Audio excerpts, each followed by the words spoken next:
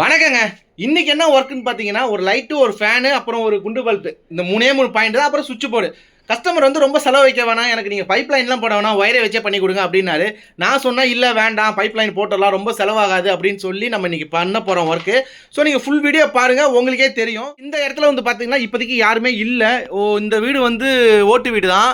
So ரொம்ப வருஷமாக இந்த வீட்டில் யாருமே இல்லை. கஸ்டமர் வந்து கொஞ்சம் சீரமைக்க போகிறன்றதுனால கொஞ்சம் இப்போதைக்கு டெம்பரரியாக ஒயரிங்லாம் கொஞ்சம் கொடுத்து விடுங்க அப்படின்னாரு. ஸோ நம்ம டெம்பரரியாக கொடுக்காம ஓரளவுக்கு பர்மனெண்ட்டாக கொடுப்போம் அப்படின்ட்டு தான் நம்ம இன்றைக்கி ஒர்க் பண்ண போகிறோம். நீங்கள் ஃபுல் வீடியோ பாருங்கள், உங்களுக்கே புரியும். ரொம்ப ஒயர்லாம் எப்படி இருக்குது பாருங்கள், கண்ணப்பண்ணான்னு இருக்குது. எனக்கே ஷாக் அடிச்சிருச்சு காலையிலேயே.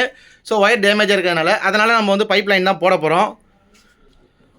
ஸோ பழைய பாக்ஸ் எல்லாம் பிரிச்சுட்டு உள்ள லைன் எப்படி இருக்குன்னு பார்த்துருவோம். ஏன்னா வந்து எனக்கு தெரிஞ்ச ஒரு ரொம்ப வருஷம், அதாவது ரொம்ப வருஷம்னு சொல்ல முடியாது, 25-30 வருஷத்துக்கு முன்னாடி இந்த இதெல்லாம் பண்ணியிருப்பாங்க போல இருக்குது. அதுக்கு மேலே இருக்கும். ஆனால் இந்த வீட்டில் வந்து ஆளுங்க இருந்து ஒரு 10 வருஷத்துக்கு மேலே இருக்கும். ஸோ நம்ம திரும்பி வந்து இன்றைக்கி ஆளுங்க தங்குற மாதிரி இந்த வீட்டை நம்ம ரெடி பண்ண போகிறோம். உள்பக்கம் பார்த்தீங்கன்னா ரொம்ப குகை மாதிரி இருக்குது. இந்த பாருங்க, இந்த ஒரு லைன் மட்டும் வருது பாருங்கள், பைப் லைனு உள்ள. ஸோ ரொம்ப நம்ம செலவு பண்ண போகிறதில்ல. கஸ்டமர் செலவுலாம் வேண்டாம், நீங்கள் எனக்கு வெளியாகவே ஒயர் போட்டு கொடுங்கன்னாரு. நான் தான் வந்து பைப்பு போட்டுருவோம் அப்படின்றதுனால செலவை குறைச்சிட்டு முடிஞ்ச வரைக்கும் பண்ணி தர போகிறோம். முடிஞ்ச வரைக்கும் ப்ரொடெக்ஷன் பண்ணி கொடுத்து ஒயரிங் பண்ண போகிறோம்.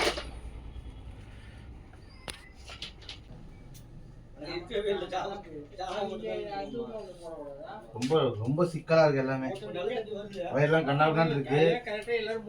ஸோ அதனால் நம்ம ஃபஸ்ட்லேருந்தே ஒயரிங் பண்ணிடலான்ட்டு எல்லாத்தையுமே ரிமூவ் பண்ணிட்டேன். இதை பாருங்கள், இந்த ஒயரை பாருங்கள். சும்மா 2 பாயிண்ட் தான் இருக்குது. ஆனால் இவ்வளோ ஒயரு.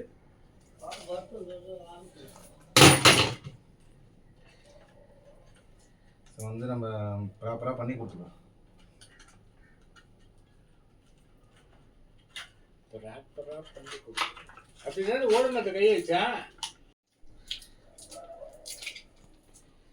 அதாவது எல்லாமே வந்து என்ன ஸ்கொயர் எம் 2 பாயிண்டா, எல்லாமே வந்து 2.5 ஸ்கொயர் எம் தான் போட்டிருக்காங்க. அதாவது பிசி இருக்கிறது கூட, லைட்னிங்களோட ஃபேனு கூட எல்லாமே 2.5 தான் யூஸ் பண்ணியிருக்காங்க.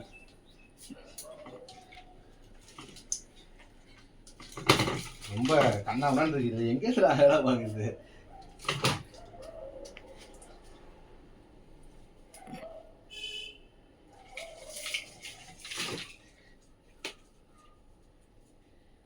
ஸோ இது வந்து எர்த்து.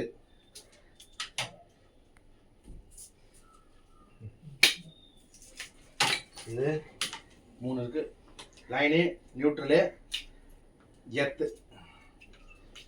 மற்றபடி எல்லாமே நம்ம இதெல்லாம் கிளியர் பண்ணிவிட்டு பைப் லைன் போட்டு ஒர்க் பண்ண போகிறோம். ஆக்சுவலாக இந்த வீடு வந்து மண் செவரு. எப்படி பார்த்தாலும் ஒரு 100 வருஷத்துக்கு மேலே இருக்கும் இந்த வீடு. 100 வருஷத்துக்கு மேலே இருக்கும் இந்த வீடு கட்டி. ஒரு செவுத்துலேயும் ஒரு ஆள் படுக்கலாம், அந்த அளவுக்கு இது. ஆனால் இதில் ஒரு கஷ்டமான விஷயம்னு பார்த்தீங்கன்னா, பாக்ஸ் அடிச்சு ஸ்க்ரூ ஏற்றி நிப்பாட்டுறது கொஞ்சம் கஷ்டம். ஏன்னா மண் சவருன்றதுனால நம்ம என்ன தான் ப்ளக்கட் அடித்தாலும் இது பண்ணாலும் ஆணி அடித்தாலும் ரிட்டர்னில் வந்துடும். கொஞ்சம் லூஸ் ஆனாலும் கூட ரிட்டர்னில் வந்துடும். ஸோ பார்ப்போம், முடிஞ்ச வரைக்கும் நம்ம வந்து பர்ஃபெக்ஷனாக பண்ணி கொடுப்போம். ஒன்றும் கிடையாது. ஒரு ஃபேனு, ஒரு டியூப் லைட்டு, ஒரு வாசலில் ஒரு லைட்டு, அந்தாண்ட ரூமில் ஒன்று பார்த்தீங்களா, அதில் இப்போதைக்கு ஒரு டெம்பரரியாக ஒரு பல்ப் போட்டு தர போகிறோம். பார்க்கலாம், ஒர்க்கை பண்ணும்போது வீடியோவை பார்க்கலாம். ஃபைனலாக வந்து பைப்லாம் போட்டாச்சு. மணி 1 மணி ஆனதுனால சாப்பிட போக போகிறோம். சாப்பிட்டுட்டு வந்து ஒயரிங் பண்ண போகிறோம். கேட் பண்ணி. ஸோ இப்படி தான் பைப் லைன் போட்டிருக்கோம். இந்த இடத்துல ஒரு ஹோல்டர் வருது, குண்டு வருது. ஆல்ரெடி இங்கே ஒரு பாயிண்ட் இருந்துச்சு பாக்ஸு, அது சப்ளை வேணும் நாங்கள் கஸ்டமரு, அதுக்கு ஒன்று. அப்புறம் இந்த மேலே இந்த ஒயர் வந்து ஒயராக தான் போட போகிறேன்னா ஹைட் 8ல் கஸ்டமர் வந்து ஒயரே போட்டுருங்கன்ட்டாரு. இது டெம்பரவரி இது. அதுக்கப்புறம் உள் ரூமில் வந்து ஒயரிங் பண்ணும் போது அப்போ இதை எடுத்துகிட்டு இந்த இடத்துலையும் பைப்பு போட்டுருவோம். அப்புறம் இங்கே ஒரு பெண்டு போட்டு, ஸோ இந்த இடத்துல ஒரு டியூப் லைட்டு, அங்கே ஒரு மேலே ஒரு பெண்டு போட்டிருக்கோம். அது வந்து ஃபேனுக்கு. இந்த லைன் வந்து அவுட்ரு பாயிண்ட்டு.